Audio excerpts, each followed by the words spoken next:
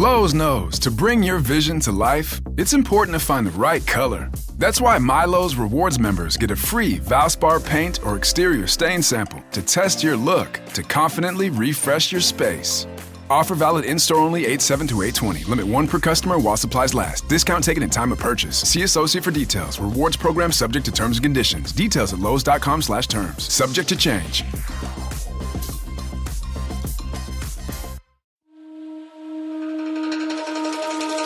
Hey there! Welcome back to the LilWeird Podcast. I'm your host, Jane, and today we're diving into something truly fascinating and a bit mysterious. The rich world of Philippine mythology. So, the other day, I was just scrolling through some articles on Philippine mythology and stumbled upon the gods and goddesses of the Philippines. And guess what? We have a pantheon of deities just like the Greeks and Romans.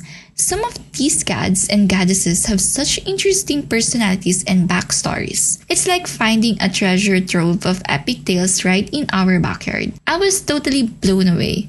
I thought, why not share this amazing discovery with you? So today, we're going to explore these captivating deities together. There's a whole bunch of them. So, for this episode, we'll focus on the first generation of gods and goddesses. This way, we won't get overwhelmed and can really get to know them better. Join me as we delve into the stories of Bathala, Amanikable, Mapulon, Lakapati, and Idiyanale. In this episode, we'll uncover the stories of these divine beings, exploring their powers, their myths, and the ways they influence the lives of those who worship them. So, grab your earphones and get ready to immerse yourself in the world of Philippine mythology. Let's unravel the mysteries of the gods and goddesses who have left an indelible mark on the cultural heritage of the Philippines. Stay tuned because this is an episode you won't want to miss. Before the arrival of Spanish colonizers, the Philippines was a land teeming with diverse cultures and spiritual beliefs. Much like the ancient Greeks with their Olympian gods, or the Norse with their pantheon of powerful deities, early Filipinos worship a host of gods and goddesses who ruled over various aspects of the natural and spiritual world. At the heart of these beliefs was animism, the idea that everything in nature, from the towering mountains to the flowing rivers, the whispering winds to the blazing sun, possessed a spirit or life force. This belief system gave rise to a complex and fascinating mythology where gods and goddesses were not just distant figures in the heavens but were intimately connected to the daily lives and surroundings of the people. The supreme deity of the Tagalog people, Bathala, also known as Bathalang May Kapal or Aba, was seen as the creator of the universe, a figure akin to Zeus or Odin, wielding immense power and wisdom. Bathala's domain was the sky, and he governed the natural world with the help of other deities, each with their own unique roles and stories. The name Bathala is derived from the Sanskrit word Batara, which means noble lord. This etymological connection reflects the influence of Hindu-Buddhist culture in pre-colonial Philippines, especially in the areas of language and religion. Over time, the term evolved to Bathala, embodying the highest god in the Tagalog pantheon and signifying his supreme status and reverence among the early Filipinos. Just as Bathala holds a central place in Philippine mythology, other cultures have their own supreme deities with similar roles and attributes. Bathala is often regarded as the king of the gods, holding dominion over all other deities and spirits. He is credited with creating the earth, sky, and everything that exists in the world. Bathala's role as a creator makes him a central figure in Tagalog cosmology. Bathala is also seen as a benevolent god who looks after humanity, providing them with protection and guidance. One of the primary myths involving Bathala describes how he created the world. According to the myth, Bathala lived in the heavens and was involved in a battle with a giant serpent called Ulilang Kaluluwa. After defeating the serpent, Bathala established peace in the heavens. Later, he met the bird god Amihan and the sea god Amanikable. Together, they created the earth and everything on it.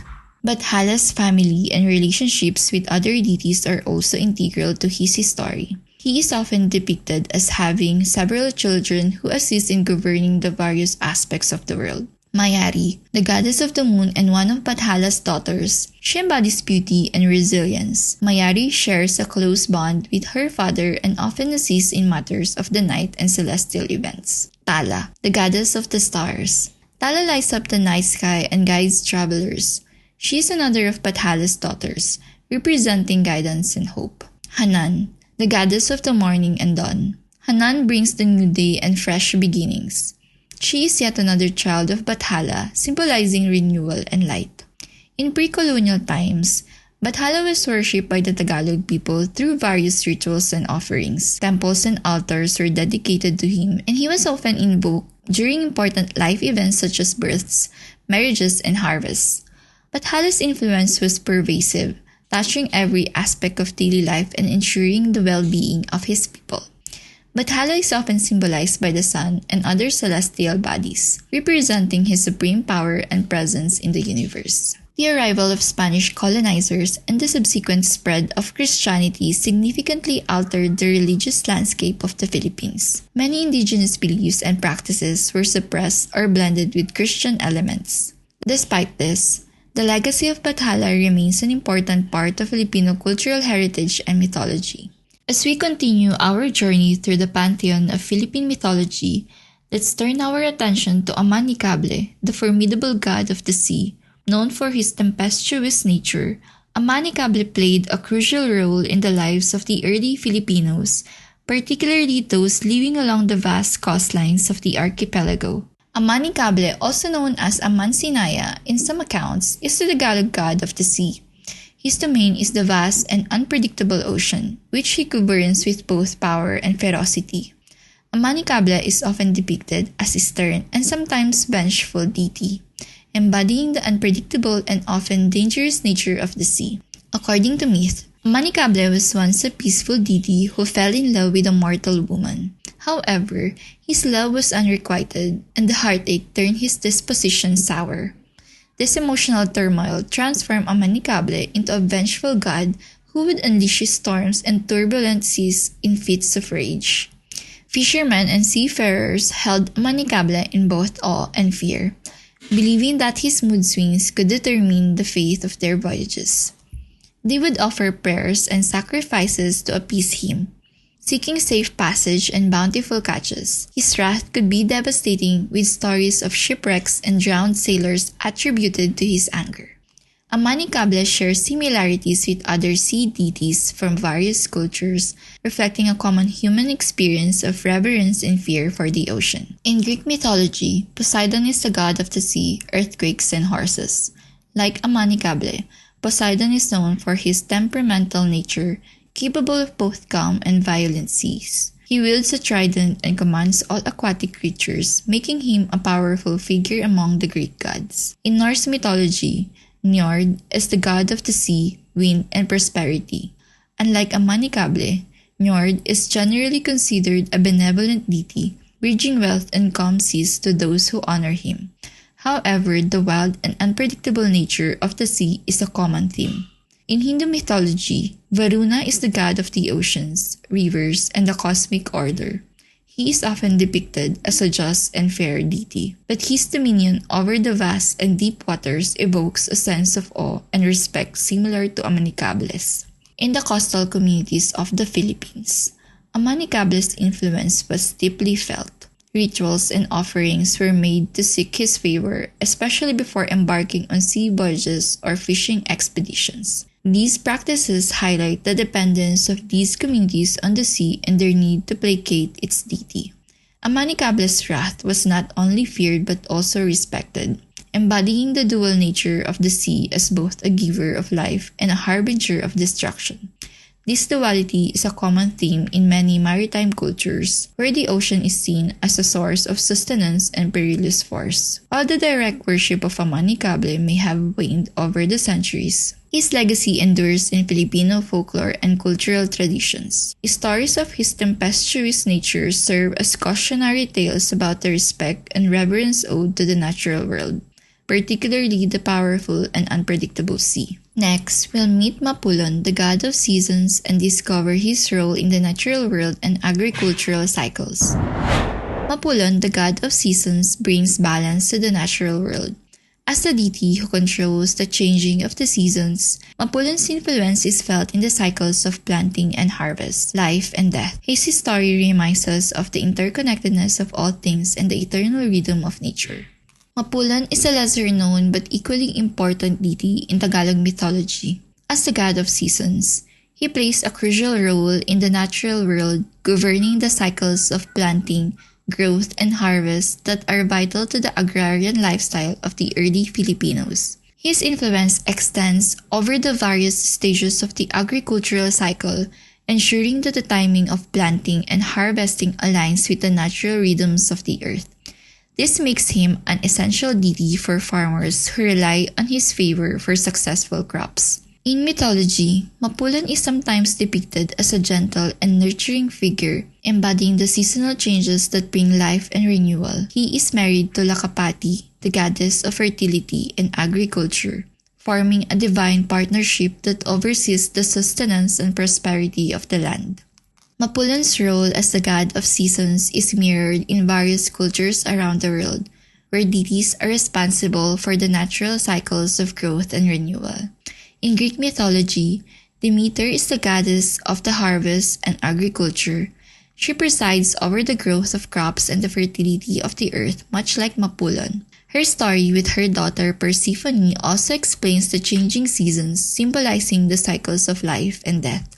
In Roman mythology, Ceres is the goddess of agriculture, grain crops, fertility, and motherly relationships. Like Mapulon, she is intimately connected to the earth's fertility and the seasonal cycles that sustain life. In Japanese mythology, Inari is the deity of rice, fertility, and agriculture. Inari's influence over the growth of rice and the prosperity it brings reflects Mapulon's role in ensuring bountiful harvests. In the agricultural communities of the Philippines, Mapulon was a vital figure. Farmers would offer prayers and sacrifices to ensure his favor, particularly at the start of the planting season and during harvest time. His blessings were sought to ensure that the crops would grow abundantly and be protected from natural calamities. Festivals and rituals dedicated to Mapulon often mark the beginning of the planting season and the end of the harvest. These ceremonies were not only acts of devotion but also communal celebrations that reinforced the cultural importance of agriculture and the seasons. Mapulon's influence extends beyond agriculture, symbolizing the natural cycles that govern all life. His role as the god of seasons highlights the interconnectedness of living things and the importance of respecting and harmonizing with the natural world. In modern times, while direct worship of Mapulon may have diminished, his legacy lives on in the agricultural practices and seasonal festivals that continue to be an integral part of Filipino culture. The reverence for the cycles of nature and the gratitude for the earth's bounty are themes that persist, reflecting the enduring impact of Mapulon's mythology. And now, let's turn our attention to one of the most unique and beloved figures in Philippine mythology, Lakapati. Imagine a deity who embodies both masculine and feminine qualities, a symbol of fertility, abundance, and inclusivity. Lakapati, often depicted as an androgynous or transgendered figure, challenges traditional gender norms and highlights the rich diversity of pre-colonial Filipino beliefs. Let's dive into the story of this nurturing and generous goddess who plays a vital role in the prosperity of the land. Lakapati is one of the most revered deities in Tagalog mythology, known for her generosity and nurturing spirit. She is the goddess of fertility, agriculture, and abundance, playing a vital role in ensuring the prosperity and well-being of the people. Lakapati is often depicted as a beautiful and benevolent deity, embodying the fertility of the land and the bounty of the harvest. What sets Lakapati apart is her depiction as a transgender or intersex deity, reflecting the acceptance and inclusivity of pre-colonial Philippine society. This unique portrayal highlights her role as a life-giver and nurturer, embodying both male and female characteristics. In ancient times, Lakapati was widely regarded as a great mother goddess. People prayed to her for protection from hunger, offering rice, herbs, and plants during full moons. Statues and carved figures of Lakapati were carried and worshipped as symbols of reverence. This fluidity in gender representation reflects the absence of rigid gender binaries in the ancient Tagalog worldview. Descriptions of Lakapati's physical form vary, portraying her in different ways. Some depict Lakapati as a beautiful hermaphrodite, possessing both male and female characteristics. Others emphasize a more feminine appearance, highlighting the concept of embodying harmonious balance between genders. Lakapati is often depicted with a serene countenance and a nurturing demeanor, adorned with symbols of abundance and fertility such as ears of rice or overflowing baskets of crops. In the agrarian communities of the Philippines, Lakapati was a central figure of worship. Farmers and families would offer prayers and sacrifices to seek her blessings for fertile land, abundant crops, and healthy livestock. Her favor was essential for ensuring a successful harvest and the overall well-being of the community. One of the most important rituals dedicated to Lakapati was Kasilinawan, a festival held to honor her and ask for her blessings. During this festival, offerings of food, livestock, and other agricultural products were made to ensure her continued favor and to celebrate the abundance she provided. Lakapati's influence extends beyond agriculture, symbolizing the life-giving forces of nature and the interconnectedness of all living things. Her role as the goddess of fertility underscores the importance of nurturing and caring for the earth, as well as the cycles of life and growth that sustain us all. In modern times, the legacy of Lakapati endures in the agricultural practices and seasonal celebrations that remain integral to Filipino culture. The reverence for the land and the gratitude for its bounty reflect the enduring impact of Lakapati's mythology on the Filipino worldview. Lakapati also represents a celebration of diversity and acceptance, challenging traditional gender norms and promoting inclusivity. The LGBTQ+ community in the Philippines has embraced Lakapati's image as a powerful symbol of gender diversity and the fight for equal rights. Lastly, we have Idiyanale, the goddess of labor and good deeds. Often associated with hard work and kindness, Idiyanale's influence encouraged people to live virtuous lives and contribute to the well-being of their society. She represents the values of diligence and morality that were deeply ingrained in the culture. Idiyanale is often depicted as a hardworking and nurturing figure, overseeing the efforts of people in their daily tasks. She is the deity to whom people pray for strength and endurance in their labor, whether in farming, crafting, or other forms of work. Her influence ensures that all labor is fruitful and that people are rewarded for their efforts. As the goddess of labor, Idiyanale encourages not only physical work but also the pursuit of good deeds and virtuous living. She represents the moral compass of society, guiding individuals to contribute positively to their communities and uphold ethical standards. In the daily lives of the early Filipinos, Idiyanale was a central figure of worship and reverence. People would offer prayers and sacrifices to seek her blessings for success in their work and to ensure that their efforts were rewarded. Festivals and rituals were often dedicated to her, particularly during times of planting and harvest, to invoke her favor for a bountiful yield. Idiyanale's influence extends beyond labor, symbolizing the ethical and moral standards that govern society. In modern times, Idiyanale's legacy endures in the values and work ethics of the Filipino people. The reverence for hard work, diligence, and moral integrity continues to be a cornerstone of Filipino culture, reflecting the enduring impact of Idiyanale's mythology. As we continue our exploration of Philippine mythology, Idiyanale's story reminds us of the vital role of labor and virtue in shaping the human experience. Her influence is a testament to the belief that through hard work and good deeds, individuals can contribute to the greater good and achieve personal fulfillment. And that's a wrap on our exploration of the first generation of gods and goddesses in Philippine mythology. These deities with their rich stories and profound influence, offer us a glimpse into the spiritual and cultural heritage of the Philippines. From the mighty Bathala to the nurturing Lakapati, each god and goddess plays a unique role in the tapestry of Filipino folklore. I hope this journey had inspired you to delve deeper into the myths and legends that shape our understanding of the world. Remember, mythology isn't just about the past, it's a lens through which we can view our own lives and the world around us. If you have any thoughts or questions, I'd love to hear from you. Reach out to me on social media or drop a comment on my podcast page. Don't forget to subscribe to the LilWeird Podcast so you never miss an episode. And if you liked today's show, please leave a review and share it with your friends.